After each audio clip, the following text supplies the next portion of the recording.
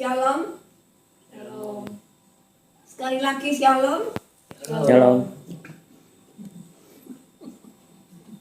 Apa kabar? Luar biasa. Sehat-sehat semuanya ya. Amin. Amin, puji Tuhan. Kembali lagi pada pagi hari ini kita beribadah kepada Tuhan meskipun masih secara online, dan kita bersyukur kepada Tuhan atas penyertaan Tuhan, pemeliharaan Tuhan, perlindungan Tuhan sepanjang hari. Dan sampai saat ini kita masih diizinkan Tuhan untuk datang beribadah kepada Tuhan. Nah, kita akan segera mengawali ibadah kita pagi ini dengan doa. Terpujilah namamu Tuhan Yesus Allah kami yang di surga. Kami bersyukur dan terima kasih Bapa atas penyertaan-Mu, pemeliharaanmu sepanjang hari, di mana Engkau senantiasa menunjukkan kasih-Mu, senantiasa menunjukkan kuasa-Mu, kehadiran-Mu dalam setiap kehidupan kami masing-masing. Sehingga Tuhan sampai saat ini Tuhan kami boleh datang dengan tidak kekurangan suatu apapun juga. Kami boleh datang kepada Engkau dengan tubuh yang sehat. Dan biarlah Tuhan sebentar kami akan mengawali ibadah kami. Kiranya Engkau juga layakkan kami Tuhan. Dan kiranya Engkau sucikan seantero tubuh kami dengan kuasa darah Yesus. Pimpin dengan Roh yang kudus. Biarlah Engkau urapi kami masing-masing hadir. Terlebih Tuhan pengurapan-Mu terhadap hamba-Mu yang melayani pekerjaan-Mu pada saat ini. Biarlah Tuhan Allah sendiri yang akan memimpin kami dari awal, pertengahan hingga kesudahan. Terima kasih Bapa, segala puji, hormat dan syukur kami persembahkan di dalam nama Tuhan Yesus Kristus. Amin. Masih semangat? Masih. Iya. Kita akan menyanyikan satu pujian bersama Yesus, sebab sepanjang hari Yesus senantiasa bersama di dalam kehidupan kita. Ya.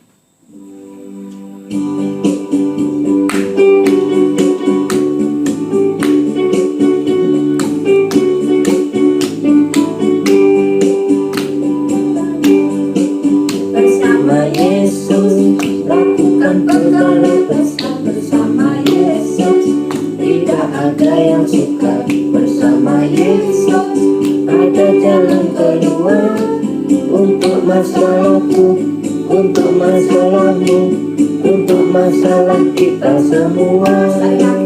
Bersama Yesus lakukan perkara besar, bersama Yesus tidak ada yang sukar. Bersama Yesus ada jalan keluar untuk masalahku, untuk masalahmu, untuk masalah kita semua.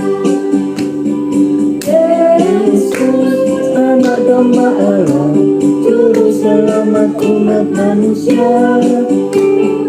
Yesus tabib yang ajaib, Dia menyembuhkan, Dia memuduskan, Dia memenangkan. Dia Raja segala raja. Yesus anak domba Allah, juru selamat umat manusia. Yesus tabib yang ajaib, Dia menyembuhkan, Dia memuduskan, Dia membenarkan. Dia Raja segala raja, segala Tuhan.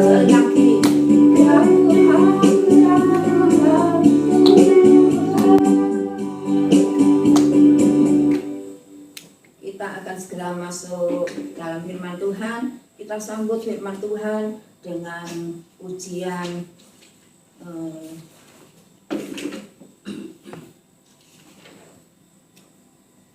Yesus Engkau baik.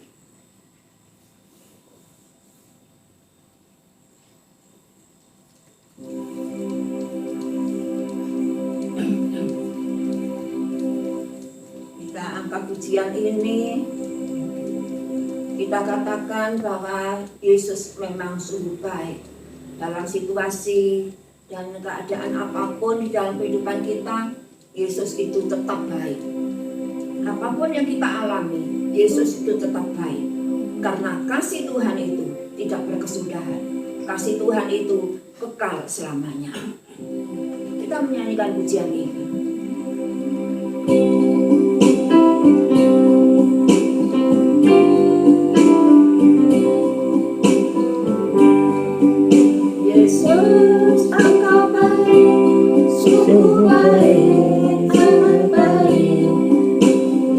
Yesus, Engkau baik, sungguh baik, sangat baik.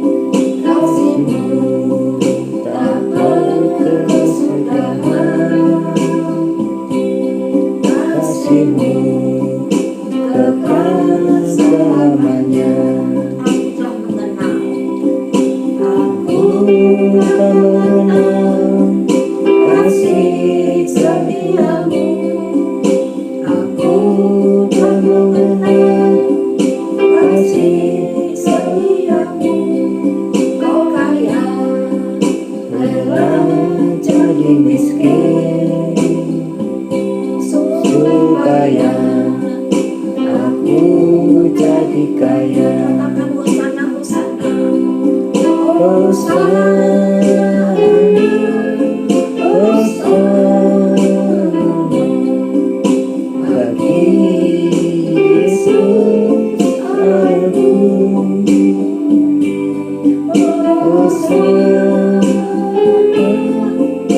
Hosana, Hosana bagi Yesus Tuhanku. Sekali lagi katakan Hosana, Hosana. Hosana, Hosana bagi Yesus aku. Hosana, Hosana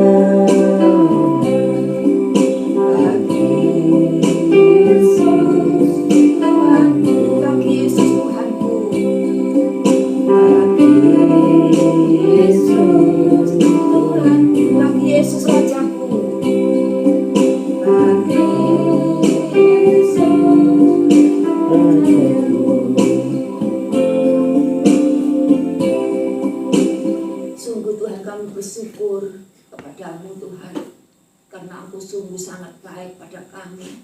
Kasih-Mu tidak berkesudahan, kasih-Mu kekal selamanya. Sebab itu kami senantiasa bersyukur kepada Engkau Tuhan. Kami bangga punya Allah seperti Engkau, Allah yang senantiasa mengasihi kami dalam keadaan apapun kondisi kami Tuhan. Engkau tetap mengasihi kami, Engkau tetap menyayangi kami Tuhan. Dan saat ini Tuhan, sebentar kami akan mendengarkan firman-Mu. Kiranya Engkau buka mata telinga hati kami, dan kiranya Engkau beri kami hati yang mendengar akan firman-Mu. Engkau beri kami mata yang terbuka akan kasih-Mu, telinga yang mau mendengar, hati yang mau membuka untuk menerima sabda-Mu. Dan kiranya Engkau beri kami pengertian, Engkau beri kami pemahaman, sehingga kami sungguh-sungguh mengerti apa yang menjadi kehendak-Mu dalam kehidupan kami. Dan kiranya Engkau sendiri yang berfirman, Engkau sendiri yang bersabda pada kami masing-masing.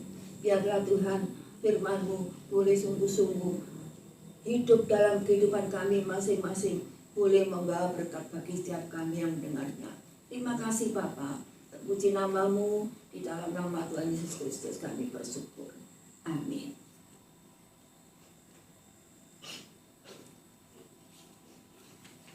Saudara masih mau mendengar firman? Masih. Ya, kita harus selalu haus dan lapar akan firman.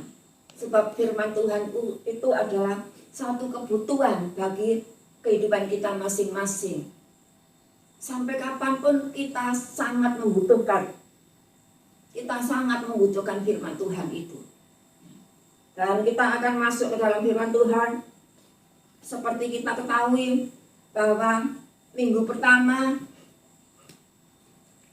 kemarin, bulan ini, ya, itu firman Tuhan berbicara tentang hambatan dalam pembentukan. Minggu kedua, Tuhan tidak memberi air dan hujan. Ini berbicara tentang berkat. Semua orang pasti ingin mendapatkan berkat. Semua orang berharap pasti ingin diberkati. Tetapi kita melihat pelajaran minggu kedua lalu bahwa berkat itu tidak kunjung datang.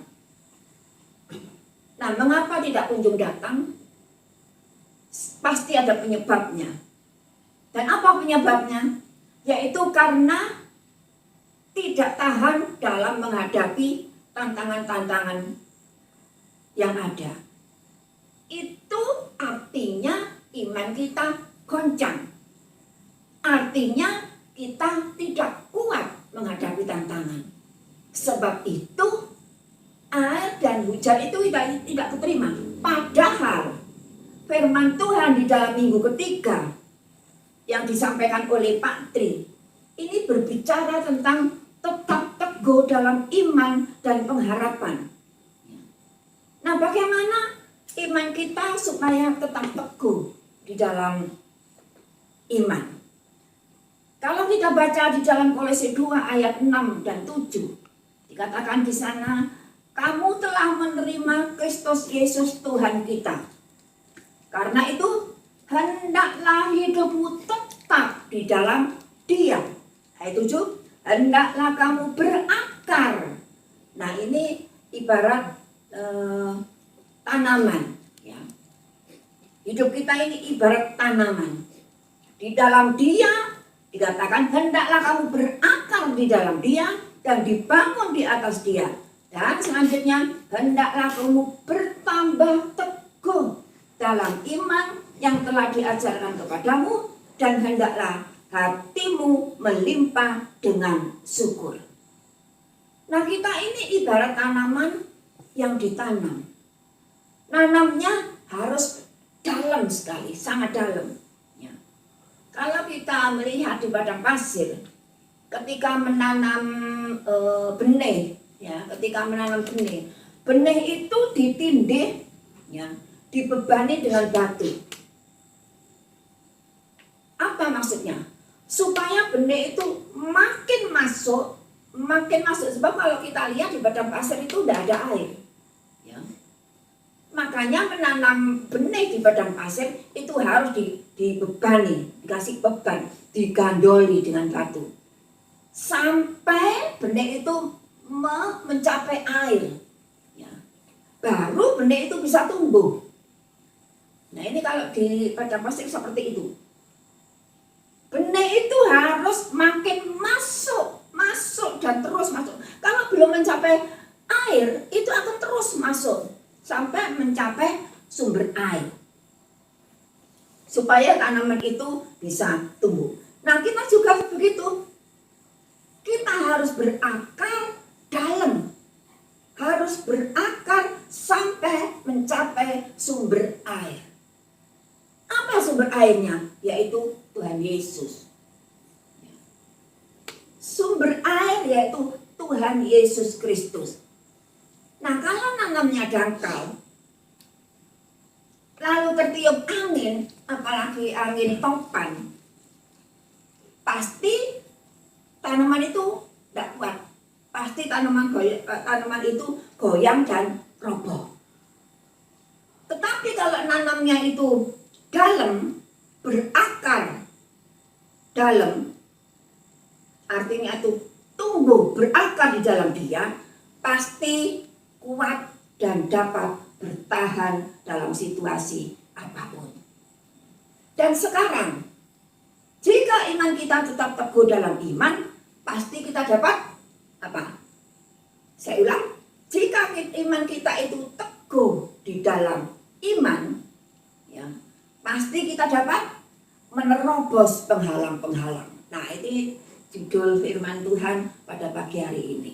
Kalau imannya teguh, imannya kuat, ya, kita pasti dapat menerobos penghalang-penghalang itu. Bagaimana caranya? Apakah kita harus menerjang arus ketertiban lalu lintas? Apakah kita harus melanggar rambu-rambu lalu lintas? Apakah kita harus melanggar hukum pemerintah, melanggar perintah Allah? Nah, untuk itu kita mari kita pelajari bersama di dalam satu kisah yang tentunya kisah ini tidak asing lagi buat kita. Ya, kisah yang mulai kita setelah minggu sampai seusia sekarang ini kita masih ingat kisah ini. Tetapi sampai sejauh mana pengertian kita, pemahaman kita tentang kisah yang akan kita pelajari. Nah, kita akan baca di dalam Ayub. Ayub ya. Kita akan baca di dalam Ayub dan kita lihat bahwa kisah ini sudah sangat sudah dihafal oleh semua orang. Nah, kita melihat bahwa saya tidak baca semuanya ya. Kita melihat bahwa sosok Ayub adalah orang yang saleh di dalam pasal 1 ayat yang pertama. Ayub 1 ayat yang pertama. Ada seorang laki-laki di tanah Uz bernama Ayub. Orang itu saleh, jujur, ia takut akan Tuhan dan menjauhi kejahatan. Jadi sosok Ayub adalah orang yang saleh, jujur, dan takut akan Allah serta menjauhi kejahatan. Kemudian kita melihat pasal 2 ayat yang ketiga dikatakan di sini, tidak ada seorang pun di bumi yang seperti dia. Saleh, jujur, takut akan Tuhan dan menjauhi kejahatan. Nah, di sini kita bisa melihat bahwa ia tetap tekun dalam kesalehannya. Meskipun dikatakan di sini engkau, siapa yang dimaksud engkau di sini? Ayat yang ketiga. Siapa yang dimaksud engkau di sini? Yaitu si iblis. Ya. Iblis itu minta izin ke Tuhan, makanya di sini ia tetap tekun dalam kesalehan meskipun iblis itu telah membujuk aku. Aku siapa? Yaitu Allah. Meskipun engkau telah membujuk aku untuk melawan dia, untuk mencelakakannya tanpa alasan, tetapi dia, yaitu Ayub, tetap tekun di dalam Tuhan. Nah, di sini Ayub diuji imannya. Ayub diuji kesalehannya. Kemudian Ayub diuji dan imannya diuji, dan ujian itu sangat besar kita melihat. Ya. Ujian Ayub itu sangat besar dan berat, di mana anak-anaknya, harta bendanya, kekayaannya, ternaknya, bahkan kesehatan Ayub sendiri itu semuanya habis. Semuanya ludes. Tetapi kita melihat Ayub tetap setia kepada Tuhan di dalam ayat yang ke-20, pasal 1 ayat 20 dan 21 dikatakan di sana, maka berdirilah Ayub lalu mengoyak jubahnya dan mencukur kepalanya, kemudian sujudlah ia dan menyembah. Katanya, dengan telanjang aku keluar dari kandungan ibuku, dengan telanjang juga aku akan kembali ke dalamnya. Tuhan yang memberi, Tuhan yang mengambil, terpujilah nama Tuhan. Nah, di sini kita melihat bahwa dalam menghadapi musibah yang menimpa Ayub, ya, meskipun dengan kesedihan yang sangat dalam, Ayub dengan segala kerendahan hatinya, Ayub tetap tunduk kepada Allah.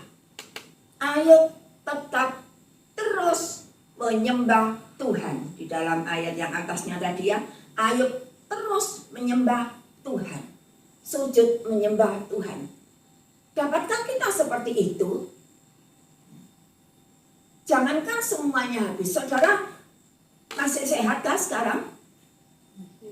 Masih sehatkah sekarang? Masih. Puji Tuhan. Bagaimana kalau kita mengalami sakit? Bagaimana kalau kita mengalami kesusahan? Bagaimana kalau kita mengalami penderitaan? Mengalami cobaan? Dapatkah kita seperti Ayub?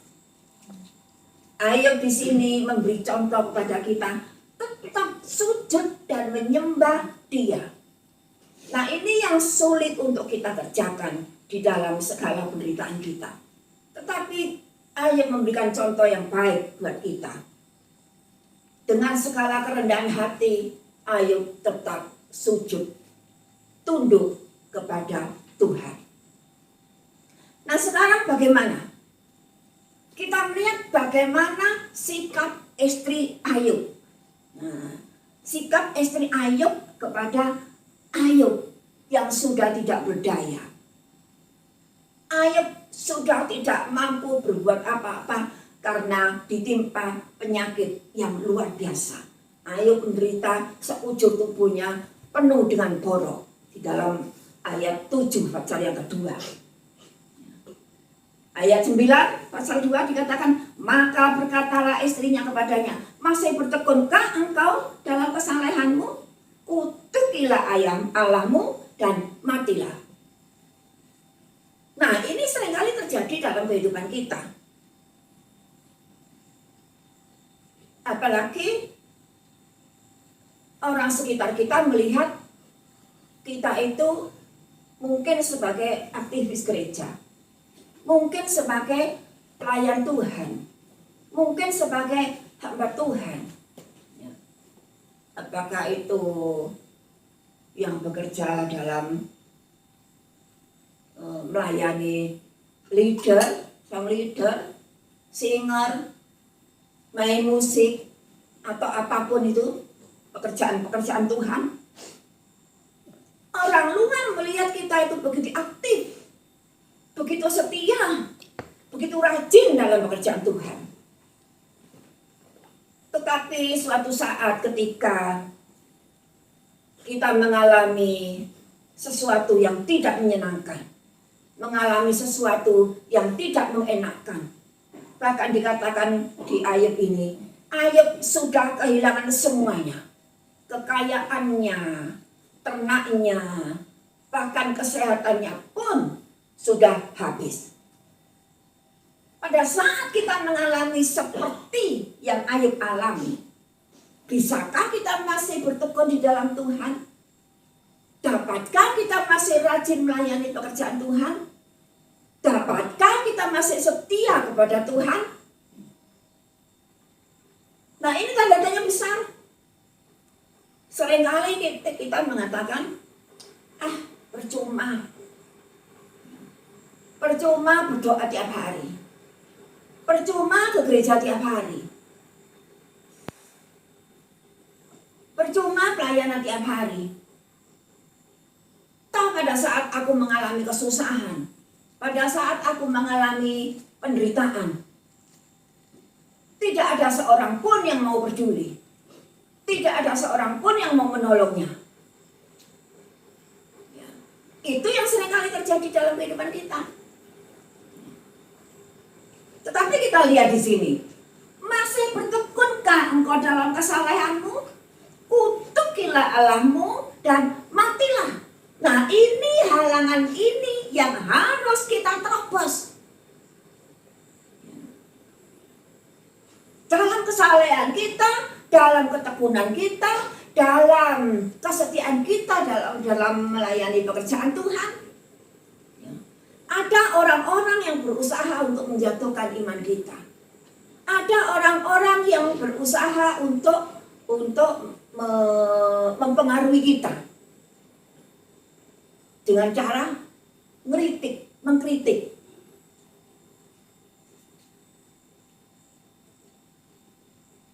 Apa sih mengkritik itu? Kritikan itu ada berapa macam? Ada enggak kritikan yang baik?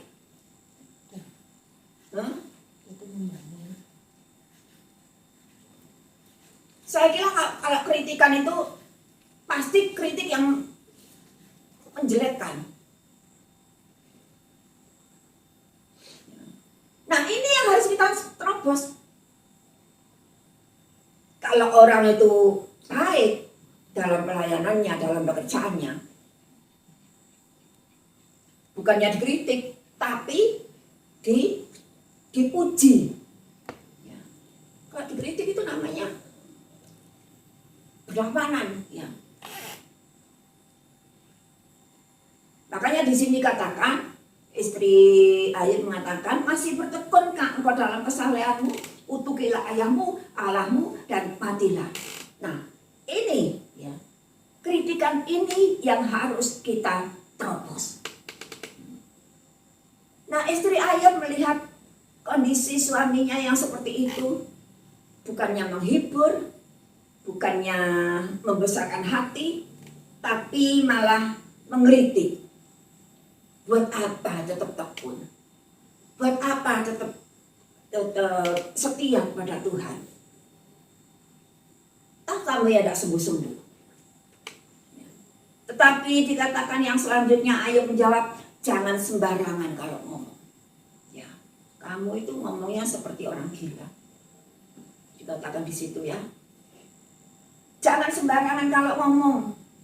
Masa kita mau menerima yang baik saja dari Allah, tetapi yang tidak mau menerima yang buruk. Ayat 10. Itu sifat manusia. Maunya menerima yang enak, yang baik, yang menyenangkan, tetapi tidak mau menerima yang menyusahkan. Nah, seringkali kita menerima kritikan. Tetapi janganlah dengan kritikan itu kita kecewa, marah, sakit hati, putus asa. Tapi hendaklah kita mengoreksi diri kita sendiri. Kita harus menyadari bahwa kita tidak sempurna. Itu yang harus kita sadari. Jadi kalau ada orang yang mau kritik kita harus menyadari, oh iya sih, memang aku orang yang tidak sempurna. Banyak kekurangan, banyak kelemahan, di sana sini banyak kekurangan. Nah, justru dengan itu berarti kita itu sangat membutuhkan pertolongan Tuhan. Ini harus kita sadari. Dengan kritikan itu kita harus menyadari bahwa kita itu sebenarnya tidak ada apa-apanya dan sangat membutuhkan pertolongan Tuhan. Berarti apa? Berarti dengan kritikan itu kita harus makin maju dan makin maju. Ada nyanyian anak-anak sekolah minggu dulu, tapi saya lupa sebagiannya. Saya ingat hanya 2 baris. Kalau iblis berseru, maju saja, ya. Katanya jangan maju, maju saja, maju terus. Ya.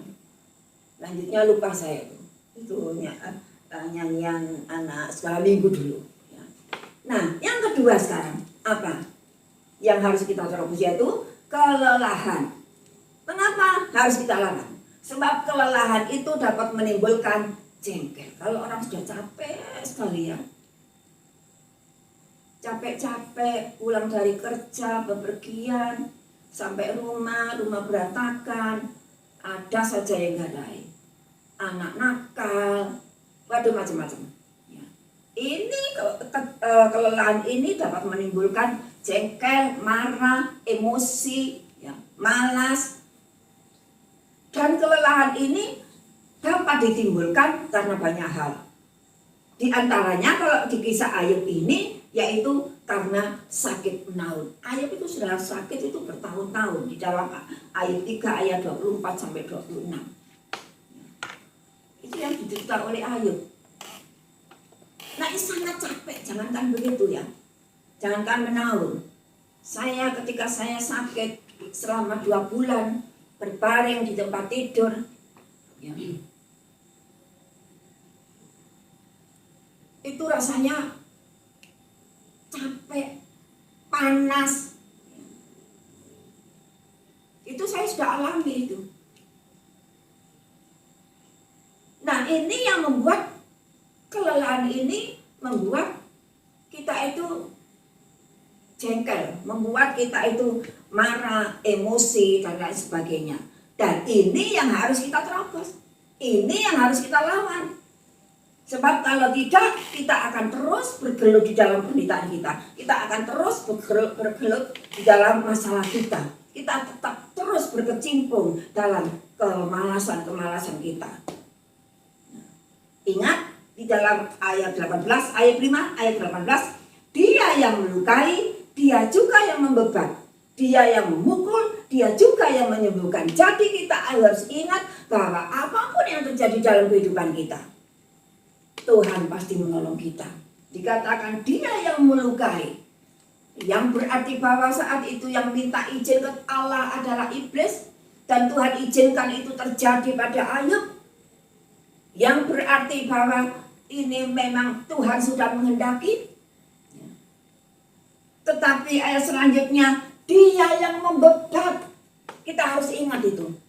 Dia yang melukai, dia yang membeban. Dia yang memukul, dia juga yang menyembuhkan. Dan di dalam Yesaya 40 ayat 29 dikatakan, Dia memberi kekuatan kepada yang lelah. Yesaya 40 ayat 29. Dia memberi kekuatan kepada yang lelah dan menambah semangat kepada yang tidak berdaya. Menambah semangat. Biasanya kalau dalam keadaan capek, ya, lelah, sakit, itu lesu, loyo, tidak ada semangat. Tetapi firman Tuhan mengatakan, Dia memberi kekuatan kepada yang lelah dan menambah semangat kepada yang tidak berdaya. Jadi dalam hal ini kita harus apa? Harus tetap terus berdoa dan menyembah Tuhan seperti Ayub. Dalam Efesus 6 ayat 18 dikatakan, berdoalah setiap waktu dalam roh. Dan 1 Tesalonika 5 ayat 17, tetaplah berdoa. Yang ketiga sekarang, apa yang harus kita terobos? Yaitu kesulitan dan kesukaran. Nah, kesulitan dapat menimbulkan stres, kesulitan dapat menimbulkan putus asa, atau bahkan nekat untuk berbuat hal-hal yang mencelakai orang lain, atau bahkan mencelakai diri sendiri, yaitu bunuh diri. Nah, banyak kesulitan-kesulitan yang mau tidak mau harus kita hadapi. Kesulitan-kesulitan harus kita hadapi. Kesulitan hidup, mencari nafkah, ya, kesulitan pekerjaan, kesulitan-kesulitan yang lain. Mungkin dalam pelayanan kita juga mengalami kesulitan. Apalagi sekarang, zaman sekarang, kalau mau pelayanan apalagi luar kota, ya, harus tes dulu, swab dulu, ya. Harus ini, harus itu. Ya, ini sulit, kesulitan-kesulitan. Nah, ini tantangan yang harus kita hadapi. Tantangan yang harus kita terobos. Kita harus bisa menembus tantangan-tantangan itu. Kita harus bisa menembus kesulitan-kesulitan tersebut. Jangan kita menghindar apabila kita menghadapi masalah, tetapi harus kita hadapi. Yang terakhir, kita melihat bahwa berhasil tidaknya di dalam menerobos satu beban. Berhasil tidaknya dalam kita menerobos masalah-masalah yang menghalangi pembentukan itu. Itu tergantung pada bagaimana kita menyikapi masalah-masalah itu. Tergantung bagaimana kita menyikapi masalah-masalah tersebut. Jika kita menyikapi masalah-masalah itu dengan keluhan, jika kita menyikapi masalah itu dengan omelan, dengan cemberut, dengan bersungut-sungut, protes kepada Tuhan, memberontak kepada Tuhan, maka proses pembentukan itu, ya, proses pembentukan itu tidak bisa dikerjakan sekali. Proses pembentukan itu akan dikerjakan terus-menerus, akan dikerjakan berulang-ulang kali. Belum sesuai dengan kehendak Tuhan, diproses lagi. Masih kurang, proses lagi. Jadi kalau kita tuh menyikapi masalah yang ada itu dengan sikap yang tadi itu saya sebutkan, mengomel, menggerutu, berontak, protes, maka prosesnya itu jangan harap proses itu segera selesai dalam sedetik sekali. Proses itu akan terus berulang, akan terus. Makanya ada orang bilang, kok gak mari-mari ya. Masalah yang satu belum selesai, datang masalah yang lain. Masalah yang satu belum selesai, datang masalah yang lain. Mengapa hal ini terjadi? Sebab dalam kita menghadapi masalah, kita mempunyai sikap yang tidak berkenan di hadapan Tuhan. Sikap hati kita ini sangat menentukan. Sangat menentukan berhasil tidaknya proses pembentukan itu terjadi dalam kehidupan kita. Saudara mau diproses berulang kali? Tentunya tidak. sebagai manusia kita berharap ya cukup diproses sekali jadi. Nah itu maunya manusia. Tetapi ukuran kita tidak sama dengan ukuran Tuhan. Pikiran kita tidak sama dengan pikiran Tuhan. Menurut ukuran kita, menurut pikiran kita, kita sudah sempurna. Kita sudah berbuat baik. Kita sudah melakukan ini dan itu. Tetapi di pandangan Tuhan, di hadapan Tuhan, itu berbicara lain. Nah ini hanya Tuhan yang menentukan. Ini rahasia Tuhan. Ya. Nah, kalau proses itu berulang kali, berkali-kali, terus diproses, ini akan makan waktu panjang. Makan waktu yang lama. Ya. Kita terus dibentuk. Tetapi kebalikannya, jika kita menyikapi dengan hati yang penuh ucapan syukur, puji Tuhan, terima kasih Tuhan dengan masalah ini, jangan ngersulong. Ya. Tetapi kita berusaha untuk puji Tuhan, terima kasih, puji Tuhan, terima kasih. Ya. Kita meyakini dengan iman yang teguh, serta percaya kepada Tuhan dengan segenap hati, dan tidak bersandar pada pengertian kita sendiri, maka semua jadi indah pada waktunya. Jangan bersandar pada pengertian kita sendiri. Namun sayang, seringkali kita bersandar pada pikiran kita sendiri. Padahal Tuhan ingin membentuk pola pikir kita. Tuhan ingin membentuk cara pandang kita. Tuhan ingin membentuk cara berpikir kita.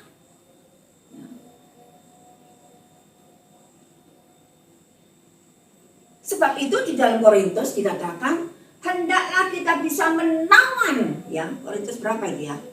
Saya ingat di Korintus itu ya. Coba baca di ini Korintus 2 Korintus 10. 2 Korintus 10. Saya akan bacakan di sini ya. Ayat 3. Kita bisa baca mulai ayat 3. Memang kami masih hidup di dunia. Perhatikan ini. Memang kami masih hidup di dunia, tetapi kami tidak berjuang secara duniawi. 4. Karena senjata kami adalah berjuang, bukanlah karena senjata kami dalam perjuangan bukanlah senjata duniawi, melainkan senjata yang diperlengkapi dengan kuasa Allah, yang sanggup untuk apa? Meruntuhkan benteng-benteng. Ayat kelima, kami mematahkan setiap siasat orang dan merubuhkan setiap kubu yang dibangun oleh keangkuhan manusia untuk menentang pengenalan akan Allah. Dan kami menawan, nah ini perhatikan, kami menawan segala pikiran dan menaklukkannya kepada Kristus. Nah, menaklukkan pikiran kita kepada Kristus. Nah ini perlunya Tuhan itu, Allah itu membentuk pola pikir kita, supaya kita dapat menaklukkan pikiran-pikiran kita yang tidak baik, supaya Allah dapat menaklukkan pikiran-pikiran kita yang bertentangan dengan Allah.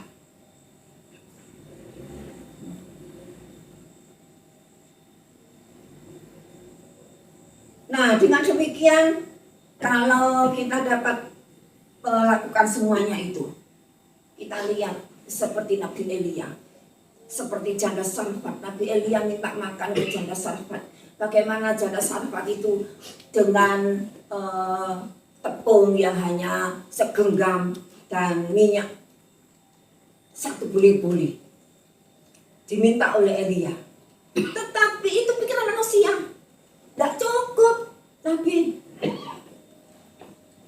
Tepung saya cuma 1 genggam, minyak cuma 1 buli-buli. Ini cukup untuk makan sekali sama anak saya.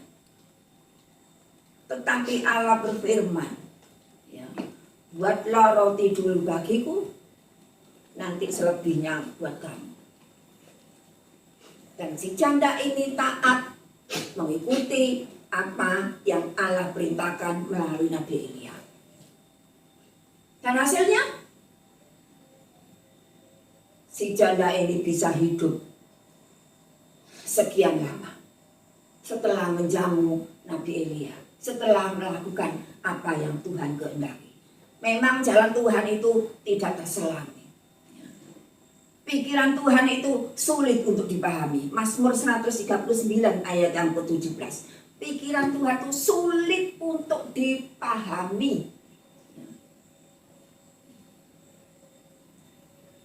Namun kita melihat bahwa sesulit apapun kehendak Tuhan, mari kita belajar untuk mempercayainya. Kita belajar untuk memahaminya. Kita belajar untuk mau mengerti. Kita belajar untuk mau melakukan. Pasti kemenangan demi kemenangan terjadi atas kehidupan kita.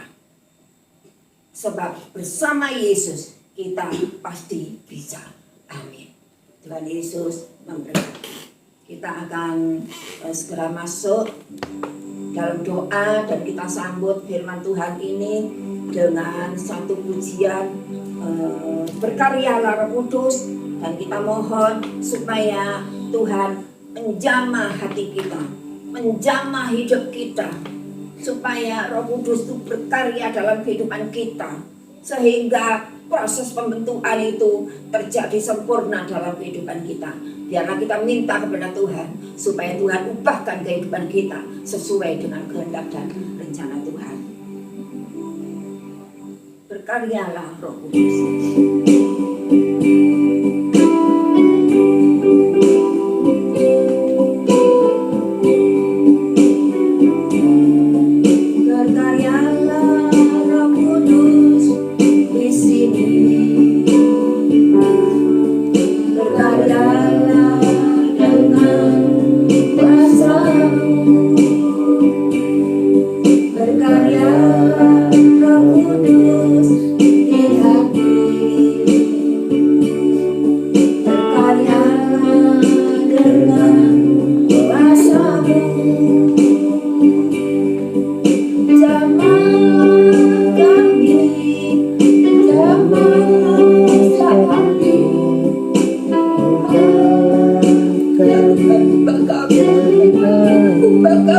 Jadi baru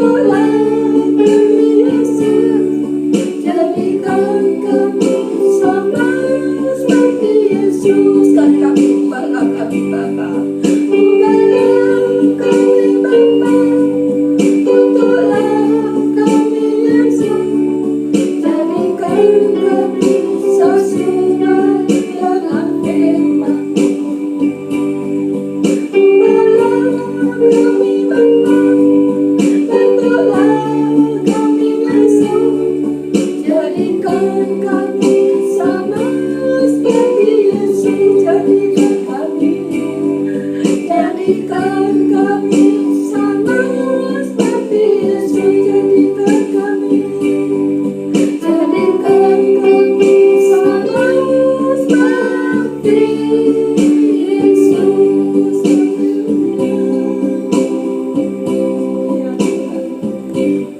Haleluya Tuhan. Roh Kudus biarlah berkarya dalam hati kami masing-masing yang hadir pada pagi hari ini. Dan kiranya Engkau jamah kami masing-masing dengan tangan kuasa-Mu, tangan yang berlubang paku di kayu salib, tangan yang berlumuran darah yang penuh kuasa. Engkau yang sanggup mengubah kami masing-masing. Engkau yang sanggup membentuk kami sesuai kehendak-Mu. Sebab itu berikan hati kami Tuhan untuk mau menerima pembentukan, agar supaya kami makin hari makin disempurnakan di dalam Engkau Tuhan. Makin hari kami makin berkenan di hati Engkau Tuhan. Makin tidak terdapat cacat celah apapun dalam kehidupan kami. Dan makin layak di hadapan Engkau. Sempurnakan kehidupan kami Tuhan. Ajar kami mau mengerti Tuhan. Ajar kami mau menerima pembentukan yang dari Engkau Tuhan. Sehingga apa yang Tuhan mau dalam kehidupan kami terjadilah menurut kehendak-Mu. Terima kasih Tuhan atas firman-Mu. Biarlah Engkau memberikan pengertian lebih lanjut pada hati kami masing-masing. Engkau memberikan pemahaman kepada hati kami masing-masing. Terlebih Engkau mau memberikan kesiapan hati kami untuk melakukan akan firman-Mu. Terima kasih Bapa, terima kasih Tuhan. Segala puji hormat syukur kami persembahkan di dalam nama Tuhan Yesus Kristus. Amin. Kita akhiri ibadah kita dengan satu pujian.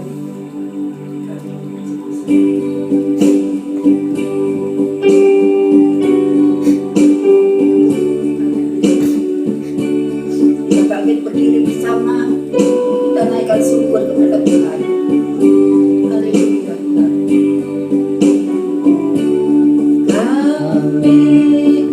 Kami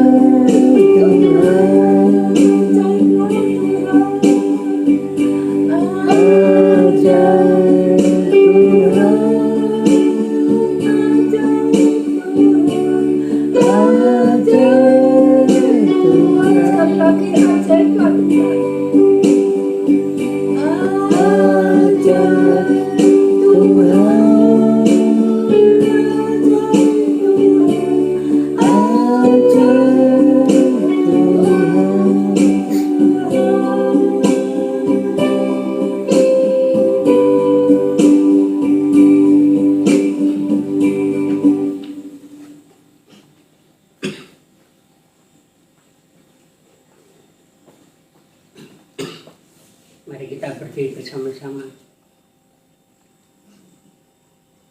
Kita berdoa, kita tutup ibadah ini. Kita sudah mendengarkan sebagian firman Tuhan. Biar firman Tuhan menjadi pegang hidup bagi saudara sekalian yang hadir hari ini.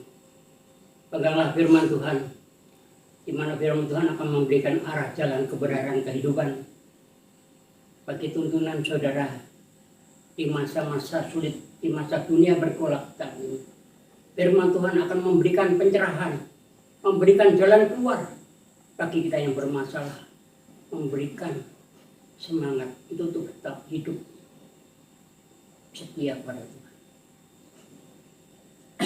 Tuhan, kami bersyukur karena Tuhan sudah memimpin ibadah ini dari awal pertengahan akhirnya. Kami sudah mendengar sebagian firman. Ialah firman-Mu yang serta perang hamba-Mu itu menjadikan sesuatu berkat bagi kami yang hadir di dalam ibadah ini, di rumah masing-masing.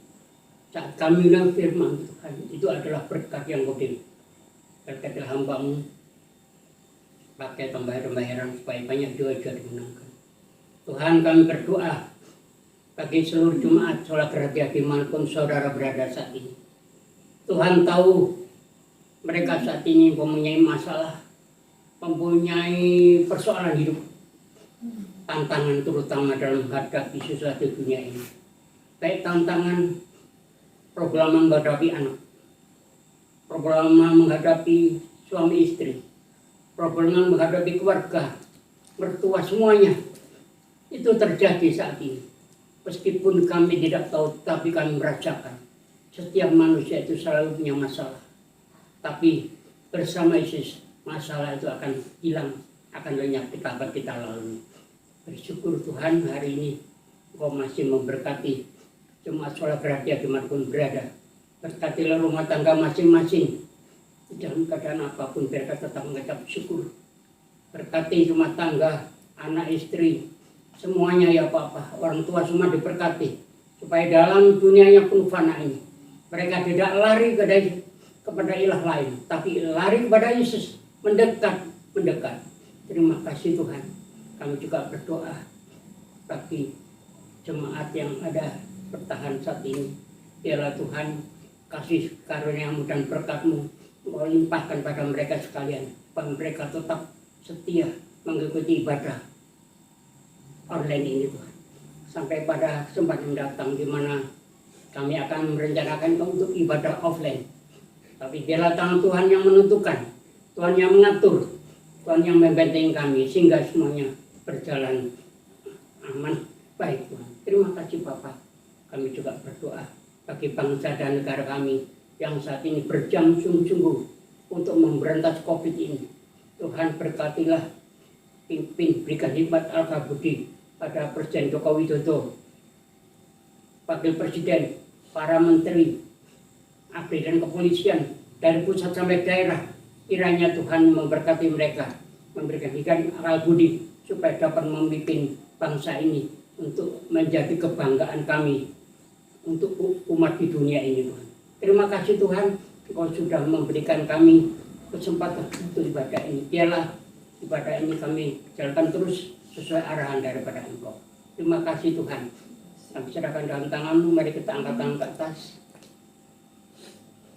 Saudaraku sekalian, terimalah berkat dari Allah Bapa, damai sejahtera dari Tuhan Yesus Kristus, dan persekutuan Roh Kudus akan menyertai saudara pagi ini dan selamanya sampai Tuhan datang kembali. Terima kasih, terpujilah nama-Mu. Di dalam nama Kristus kami alaskan semua doa ini. Haleluya.